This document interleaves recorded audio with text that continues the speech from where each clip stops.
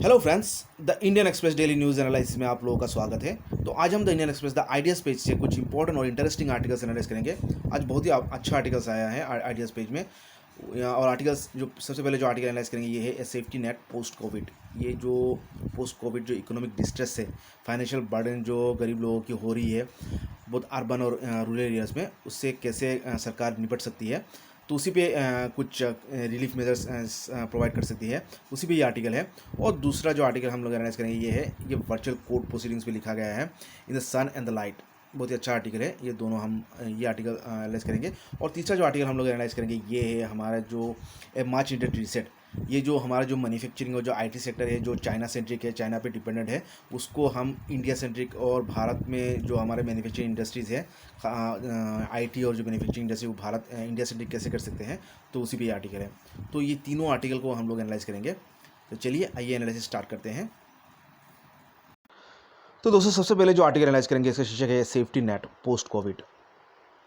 तो इसको डिटेल्स में एनालाइज करते हैं। चलिए देखिए दोस्तों, पहले पैराग्राफ में राइटर्स ये कहते हैं कि जो पोस्ट कोरोना क्राइसिस होगा, जो सिचुएशन होगा भारत के, वहाँ पे दो मेजर प्रॉब्लम होंगे और उसको भारत सरकार को एड्रेस करना होगा।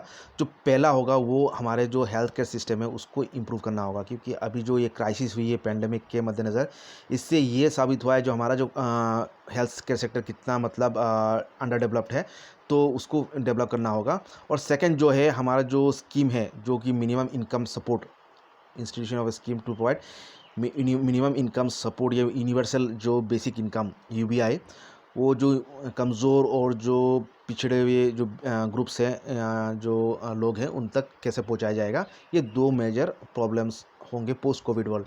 लेकिन हम यहाँ पे राइटर्स जो मिनिमम जो इनकम सपोर्ट की बात करेंगे यहाँ पे, तो इसी पे हम लोग चर्चा करते हैं। चलिए देखिए दोस्तों, राइटर्स यहाँ पे कहते हैं जो कि पिछले कुछ सालों से तो पॉलिटिकल पार्टीज़ आपका जो यूनिवर्सल बेसिक इनकम है उस पर डिस्कशन तो भारत में चलती ही रही है आ रही है। और तो पिछले जो इलेक्शन में जो कांग्रेस की जो मैनिफेस्टो था वो था न्याय स्कीम, जो न्यूनतम आय योजना की जो स्कीम था, वो एक important universal scheme basic income की स्कीम थी, जिसपे कांग्रेस आपका इलेक्शन का मुद्दा बना के वो इलेक्शन खेल रही थी।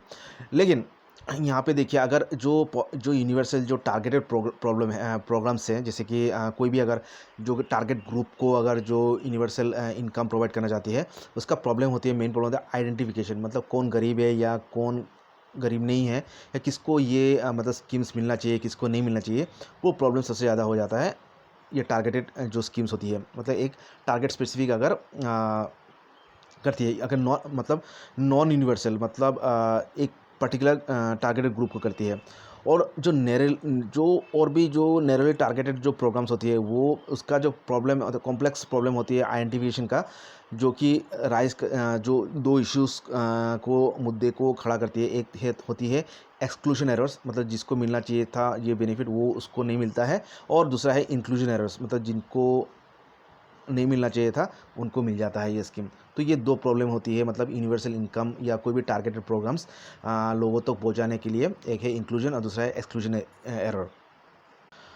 और दोस्तों, ये जो एक्सक्लूजन और इंक्लूजन एरर्स जो होती है, इसके लिए राइटर्स तीन इंपॉर्टेंट सुझाव देते हैं, बहुत ही इंपॉर्टेंट प्रपोजल्स है वो देते हैं। तो जो पहला जो है वो सजेस्ट करते हैं कि कैश ट्रांसफ़र देना चाहिए सभी महिलाओं को जो कि 20 साल से अबव होते हैं। तो यहाँ पे इंक्लूजन और एक्सक्लूजन की कोई बात नहीं आएगा, सभी को मिल जाएगा। मतलब एक मिनिमम एक कैश ट्रांसफ़र किया जाएगा to every woman above 20 years.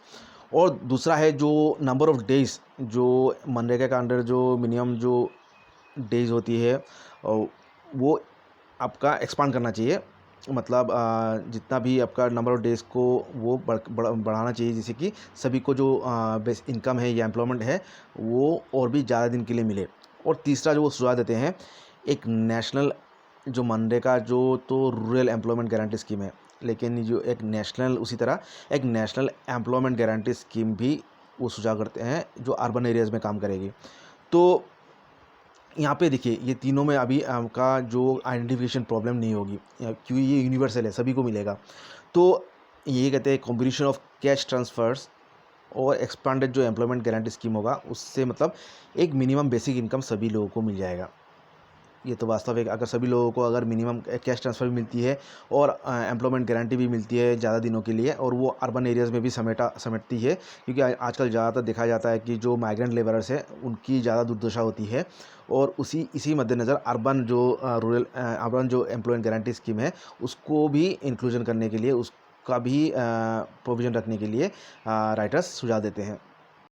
तो देखिए दोस्तों, यहाँ पे जो आइडेंटिफिकेशन का जो प्रॉब्लम होती है जो टारगेटेड बेनिफिट स्कीम्स में होती है, तो यहाँ पे जो पहला जो प्रपोजल था कि कैश ट्रांसफ़र सभी महिलाओं को किया जाएगा, गरीब महिलाओं को जो कि 20 साल से एबव है, इसमें आइडेंटिफिकेशन प्रॉब्लम नहीं होगा, क्योंकि सभी के पास आधार कार्ड है और आधार में उनकी एज एज का डिस्क्रिप्शन होता है, एज मेंशन होता है, तो इससे उनकी डुप्लीकेसी का चांस नहीं होगा।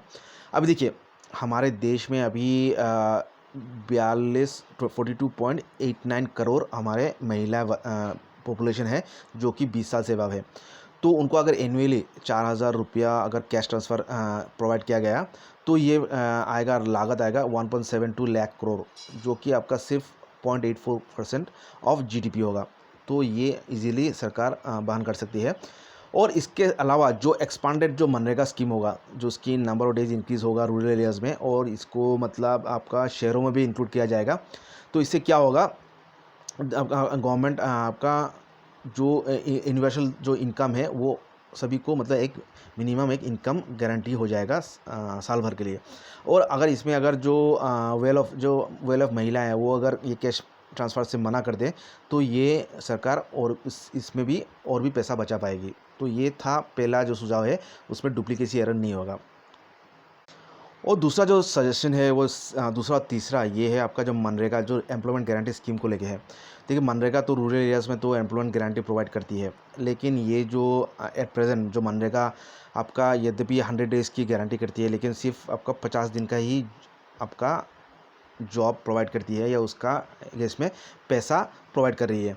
लेकिन ये आपका इसको अगर स्ट्रेंथन किया जाए, इसकी अगर डेज़ को और भी अगर बढ़ा दिया जाए, तो इसको जो इनफॉर्मल सेक्टर में जो गरीब लोग हैं, इनफॉर्मल वर्कर्स हैं, उनको मतलब काफ़ी सारा हेल्प होगा रूरल एरियाज़ को। और यहाँ पे जो कि उस राइटर सुझाव देते हैं कि जो 100 डेज़ है उसको बढ़ा के 150 डेज़ करना है रूरल एरियाज़ में, गाँव में। और दूसरा जो सुझाव देते हैं, अर्बन एरियाज़ में जो है वो मतलब एम्प्लॉयमेंट गारंटी 150 डेज़ के लिए अर्बन एरियाज़ में भी लागू किया जाए। तो मनरेगा का अगर सरकार पे अगर खर्च की हम बात करते हैं, तो 2019-20 साल का अगर हम आंकड़ा लें, तो गवर्नमेंट ने खर्चा किया था ₹67,873 करोड़, वो भी सिर्फ आपका 48 डेज़ ऑफ एम्प्लॉयमेंट के लिए। तो अभी और ये प्रोवाइड की थी आपका करीब 5.5 करोड़ रूरल गरीब गाँवों के लिए। तो इसमें आपका वेतन ही था, वेतन का खर्चा था 48.762 करोड़।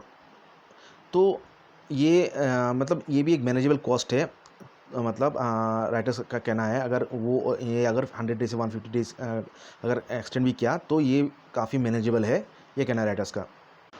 और दोस्तों, ये जो एक्सपांशन करेगी, जो 100 से 150 डेज़ की जो एक्सपांशन की बात कर रहे हैं राइटर्स, तो उससे जो एडिशनल खर्चा आएगा, देखिए जो 150 डेज़ की एम्प्लॉयमेंट आपका जो बोथ आपका रूरल गाँव और अर्बन एरियाज़ को अगर हम आंकड़ा ले, तो ये आएगा आपका 1.91 लाख करोड़।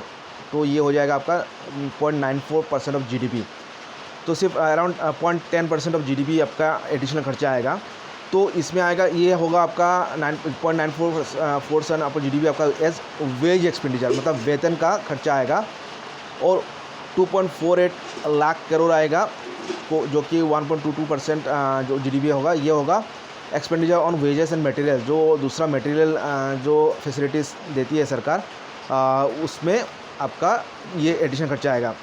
तो जो एडिशनल एक्सपेंडिचर आएगी सरकार का ये सभी प्रपोजल को लेने से, वो होगा आपका 1.9 to 2.5 लाख करोड़ एडिशनल लगेगा, जो कि आपका 1 to 1.2% 1.22% ऑफ जीडीपी होगा। तो ये मतलब काफ़ी मैनेजेबल कॉस्ट है। अगर सरकार जो है ये एक्सपांशन अगर की मनरेगा की 100 से 150 डेज़ की, और उसको अगर अर्बन एरियाज़ में भी इंक्लूड कर ले, तो एडिशनल आपका 1 to 1.22% ऑफ जीडीपी लगेगा।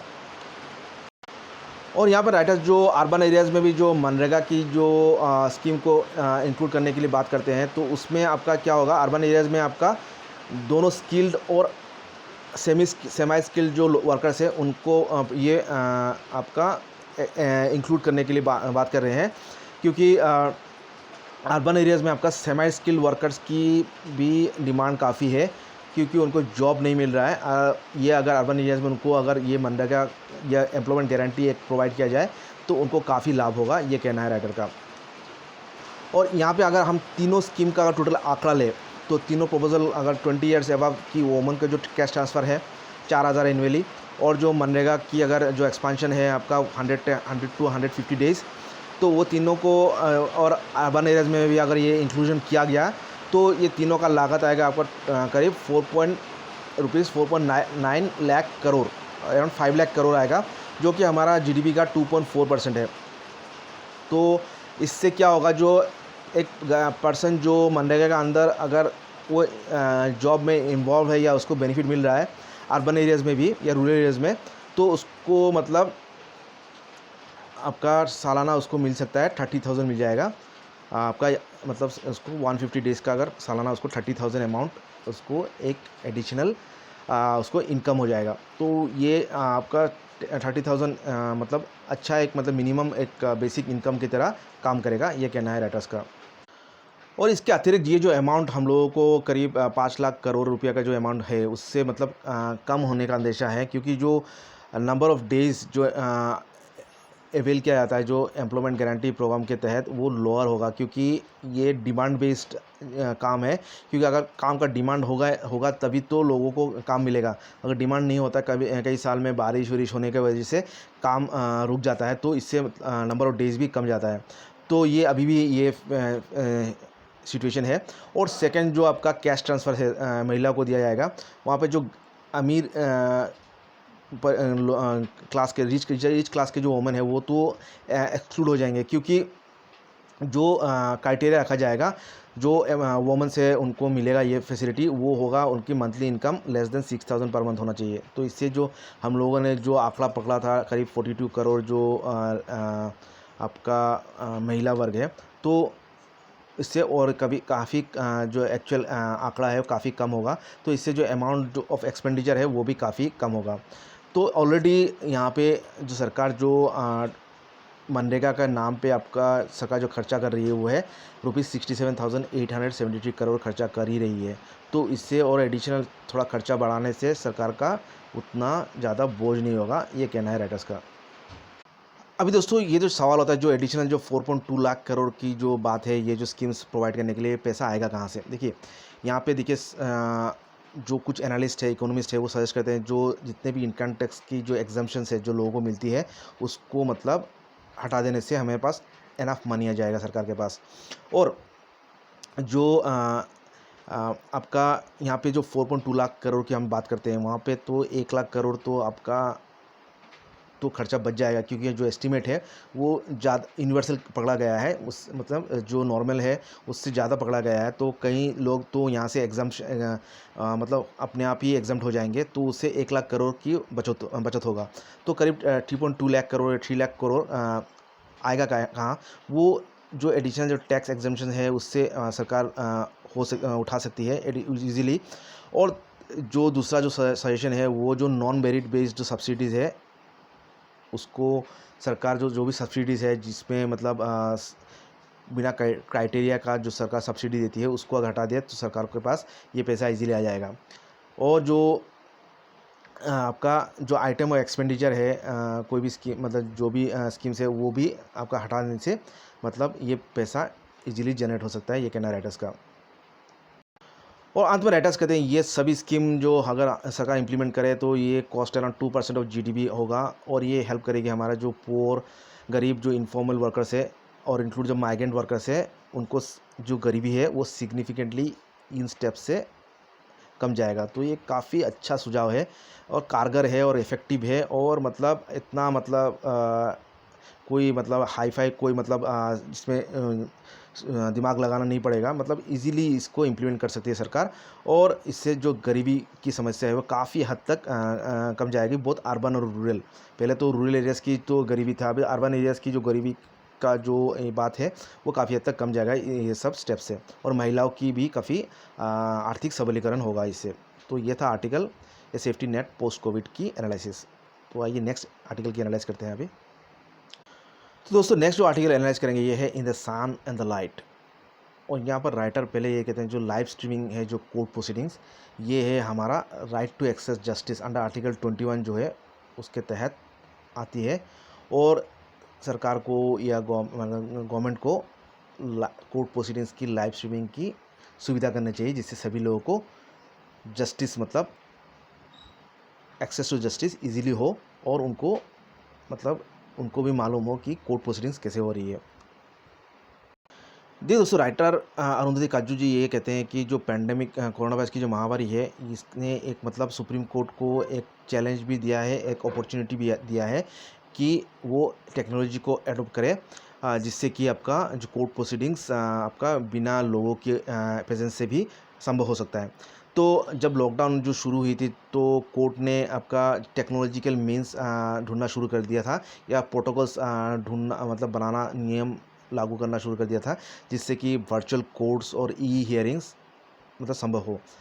और इससे पहले तो जुडिशियल सिस्टम ये एज्यूम करती थी कि जो लिटिगेंट्स है या जो जजेस है या लॉयर्स है या कोर्ट स्टाफ है वो सब मतलब एक वास्तविक एक फिजिकल प्लेस में उनको इकट्ठा होना होगा, जिससे कि उनको जस्टिस एडमिनिस्टर किया जाए। लेकिन अभी देखिए ये कोरोना वायरस की महामारी ने ये तो हमें सिखा दिया है कि विदाउट फिजिकल प्रेजेंस भी कोर्ट प्रोसीडिंग्स संभव है।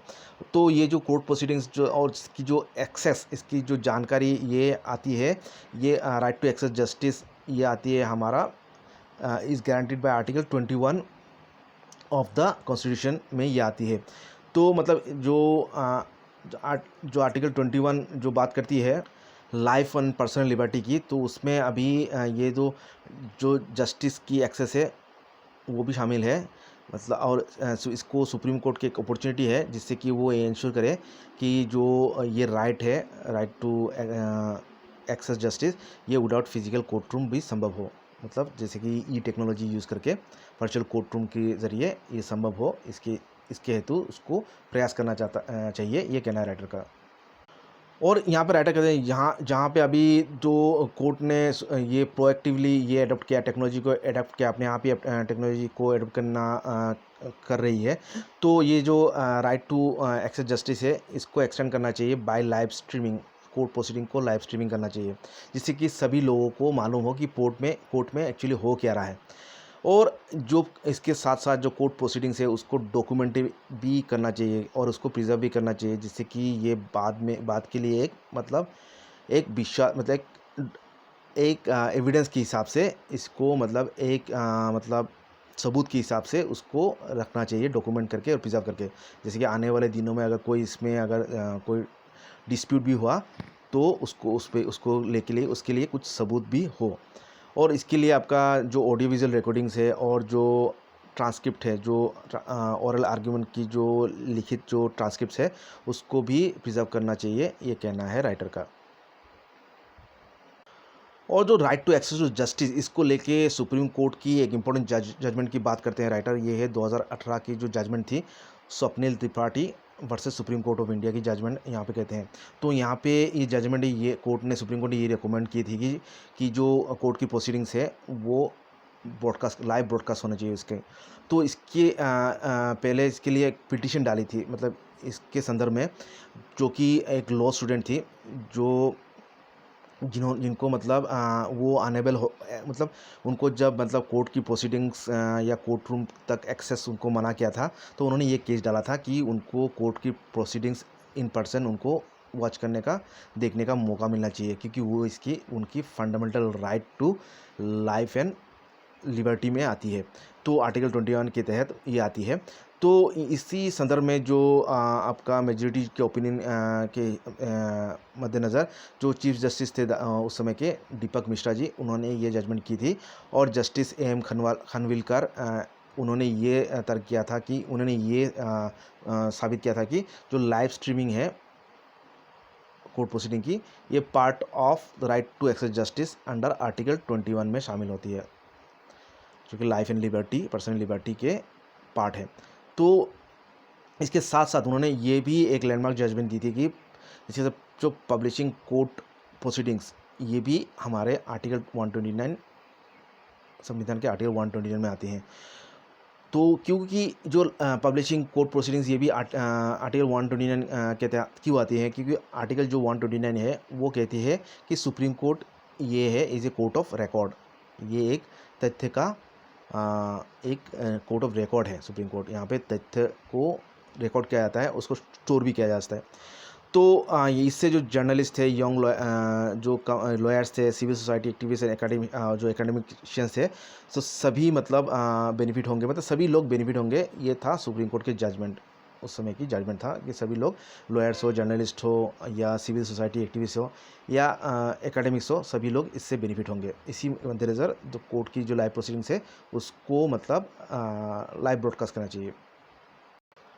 और इसी संदर्भ में जो उस समय की जो अटॉर्नी जनरल थे के वेणुगोपाल, उन्होंने भी मतलब ये इससे एग्री की थी कि जो कोर्ट की जो लाइव स्ट्रीमिंग है, मतलब जो प्रोसीडिंग्स है उसको लाइव स्ट्रीम किया जाना चाहिए। तो जो के वेणुगोपाल जी ने ये भी सजेस्ट किया था कि उसके लिए कॉम्प्रहेंसिव एक गाइडलाइन भी तैयार करना चाहिए, जिससे कि लाइव स्ट्रीमिंग के लिए कोर्ट प्रोसीडिंग्स की लाइव स्ट्रीमिंग के लिए मतलब कुछ गाइडलाइंस भी क्रिएट होना चाहिए। तो सभी ने इस रिकमेंडेशन पे सम्मति दिया था अटॉर्नी जनरल की, और ये उन्होंने प्रपोज़ किया था जो लाइव स्ट्रीमिंग होना चाहिए आपका कॉन्स्टिट्यूशनल और नेशनल इम्पोर्टेंस की जो भी केसेस है उसको लाइव स्ट्रीम करना चाहिए, और यहाँ पे जो कॉन्स्टिट्यूशन बेंच केसेस है उसको भी लाइव स्ट्रीमिंग करना चाहिए। और हालांकि इसमें तो जो मैट्रिमोनियल केसेस है और जो इन्वॉल्व होती है, जो नेशनल सिक्योरिटी की बात होती है जिसमें, तो ये दो जो फैक्टर है, नेशनल सिक्योरिटी और मैट्रिमोनियल केसेस, इसको मतलब इंक्लूड नहीं किया गया है यहाँ पे, क्योंकि एक तो इसमें पर्सनल प्राइवेसी की बात होती है और दूसरा नेशनल सिक्योरिटी की बात होती है। तो ये दोनों चीज़ यहाँ से इसके परव्यू से मतलब इसमें नहीं रखा गया, लाइव स्ट्रीमिंग की आड़े में नहीं रखा गया। और इसी संदर्भ में जो जस्टिस DI चंद्रचूड़ जी थे, उन्होंने ये ओपाइन किया था कि जो ओपन कोर्ट्स है वो मतलब लोगों में ये फोस्टर करती है, पब्लिक कॉन्फिडेंस फोस्टर करती है इन द जुडिशरी। तो तो ये जो लाइव स्ट्रीमिंग है उनके हिसाब से दो पर्पस सर्व करती है। अगर अगर डिस्क्रिप्शन ऑफ द केस अगर एक्यूरेट होती है और कॉम्प्रहेंसिव होती है, तो ये सर्व करती है जो सिस्टम ऑफ ओपन जस्टिस है उसकी पर्पस सॉल्व करती है। अगर यद्यपि अगर रिपोर्ट अगर जुडिशियल हियरिंग की इनएक्यूरेट होती है, तो ये पब्लिक की जो राइट टू इन्फॉर्मेशन है, राइट टू नो है, उस पर हैम्पर करती है, उसमें बाधा प्रकट करती है। तो ये दो पर्पस लाइव स्ट्रीमिंग सर्व करती है। और ये जो कोर्ट की जो लाइव स्ट्रीमिंग्स होती है या उसकी जो रिकॉर्डिंग्स स्टोर होती है रिटन फॉर्म में, ये सिर्फ भारत में नहीं, इससे पहले कई सारे इंटरनेशनल बहुत सारे बड़े बड़े देशों में ये ऑलरेडी इसकी सिस्टम है। आपका देखिए जैसे कि ऑस्ट्रेलिया में ये कोर्ट प्रोसीडिंग को रिकॉर्ड किया जाता है और उसको पब्लिकली पोस्ट किया जाता है उनकी हाई कोर्ट के वेबसाइट में। और या सिमिलरली आपका सुप्रीम कोर्ट जो ब्राज़ील की है, कनाडा की है, इंग्लैंड की है और जर्मनी की, उनकी भी कोर्ट प्रोसीडिंग्स लाइव होती है ब्रॉडकास्ट। और हालांकि जो सुप्रीम कोर्ट है US की, वो परमिट नहीं करती है वीडियो रिकॉर्डिंग की, लेकिन जो ओरल आर्ग्यूमेंट्स है, जो मौखिक जो तर्क है, वो रिकॉर्ड किया जाता है, उसको ट्रांसक्राइब किया जाता है और उसको पब्लिकली अवेलेबल बनाया जाता है। उनकी जो वेबसाइट है www.os.org में। और सभी डेमोक्रेसीज सिर्फ चाइना को छोड़ के आपका कोर्ट प्रोसीडिंग्स आपका लाइव स्ट्रीम करती है। और मतलब हालांकि जो चाइना तो डेमोक्रेसी नहीं है, फिर भी वहाँ पे जो कोर्ट प्रोसीडिंग्स है उसको लाइव स्ट्रीम किया जाता है। यहाँ ट्रायल कोर्ट से लेके आपका supreme people's court of China तक की जो प्रोसीडिंग्स है वो सब रिकॉर्डिंग होता है। मतलब अगर कम्युनिस्ट कंट्री में भी अगर ये फैसिलिटी है, तो भारत जैसे डेमोक्रेसी में ये क्यों नहीं होगा, ये कहना था आपका जो पिटिशनर्स थे या जजेस थे, उनका ये कहना था। देखिए विश्व की जाने माने जो डेमोक्रेसीज है, कॉन्स्टिट्यूशन डेमोक्रेसी, उसमें इंडिया एकमात्र देश है जो कोर्ट की कोई प्रोसीडिंग्स की मतलब ऑडियो वीडियो रिकॉर्डिंग्स नहीं मेंटेन कर रही है। और उसकी जो ट्रांसक्रिप्ट है वो भी मेंटेन नहीं करती है आपका। तो आपका जो कोर्ट हियरिंग्स है, राइटर का क्या कहना है, जो कोर्ट हियरिंग्स है वो आपका एक टर्निंग पॉइंट हो सकती है लाइफ की, आपका देश की मतलब लाइफ में, नेशन की लाइफ हिस्ट्री में। जैसे कि आपका, जैसे कि सुप्रीम कोर्ट जजमेंट जो देश की जो नागरिकों की लाइफ में एक विशाल एक परिवर्तन लाई थी। जैसे कि सुप्रीम कोर्ट जजमेंट थी आपका अयोध्या को लेके, या आधार कार्ड को लेके, या सेक्शन 377 को लेके। साबरीमाला जजमेंट थी, फिर एनआरसी की लेके थी, फिर ट्रिपल तलाक जजमेंट थी, जो कि देश के इतिहास में एक नया अध्याय जोड़ती है। लेकिन उसकी भी रिकॉर्डिंग्स, मतलब एक अफसोस है, ये सभी चीज़ों का मतलब कोई रिकॉर्डिंग सुप्रीम कोर्ट ने ना ही किसी को दिखाया, ना ही उसकी ट्रांसक्रिप्शन मेंटेन की है। और इससे क्या होती है, जो आने वाले, जो हमारे जो भविष्य की जो आने वाली पीढ़ी है, उनको ये सब जजमेंट के बारे में मतलब कोई ठोस मतलब उनको जानकारी नहीं मिलेगा। यदि भी रिटर्न मिल जाएगा, लेकिन वास्तविक रूप में क्या हुआ था उसका कोई उनके पास कोई नॉलेज नहीं होगा। और यहाँ पे दो हमारे देखिए जो स्टॉलवर्ड्स है, लीगल स्टॉलवर्ड्स है, जो दिग्गज जो लॉयर्स है, जैसे कि एच एम सिरवाई जी, फिर राम जेठमलानी जी, फिर अशोक देसाई जी का जो मतलब जजमेंट, उनकी जो कोर्ट प्रोसीडिंग्स थे, उससे भी हम जो फ्यूचर जनरेशन है उनकी जो कार्यकला थी उससे भी वंचित कर रहे हैं, हमारे फ्यूचर जनरेशन्स को वंचित कर दिए हैं ये रिकॉर्डिंग या डॉक्यूमेंटेशन के अभाव से। तो डॉक्यूमेंटेशन ये इम्पोर्टेंट है, हमारा एक हिस्ट्री की प्रिजर्वेशन के एक पार्ट है, कोर्ट प्रोसीडिंग्स की प्रिजर्वेशन। तो अफसोस कि हमारे देश में ये सुविधा नहीं हुआ, ये संभव नहीं हुआ, ये कहना है राइटर का। और अंत में राइटर ये कहते हैं कि जो सुप्रीम कोर्ट को मतलब एक इम्पोर्टेंट रोल प्ले करना होगा, इन्फ्लुएंशियल रोल प्ले करना होगा यहाँ पे as institution of constitutional governance. और पब्लिक, जो इंटरेस्ट पब्लिक है उसके पास ये राइट टू नो है, उसको ये जानना, उसके ये राइट है, मतलब कोर्ट प्रोसीडिंग्स के बारे में, ये कॉन्स्टिट्यूशन कोर्ट्स हो या कोई भी ट्रायल या अपेलेट कोर्ट्स की जो प्रोसीडिंग्स है उसका जानना, ये उसकी राइट टू इन्फॉर्मेशन में आती है। तो ये ओपननेस और जो ट्रांसपेरेंसी होती है जो जुडिशल सिस्टम में, इसके क्या होता है, जो लोगों की जो फेथ है जुडिशल सिस्टम में वो बरकरार रहती है। और यहाँ पे अंत में राइटर जो स्वप्निल त्रिपाठी जी का एक इम्पोर्टेंट कथन कहते हैं कि sunlight is the best disinfectant, मतलब सूर्य की किरणें ही सबसे अच्छा एक डिसइंफेक्टेंट है। और ये मतलब यहाँ पे पेंडेमिक से रिलेट कर सकते हैं, क्योंकि ओपननेस या जो आपका यूनिवर्सल एक्सेस जुडिशल सिस्टम है, ये मतलब एक सबसे बड़ा एक मतलब ट्रीटमेंट है आपका जुडिशल सिस्टम में जो लैप्सेस है उसका। तो ये था एनालिसिस आर्टिकल हमारे in the sun and in the light.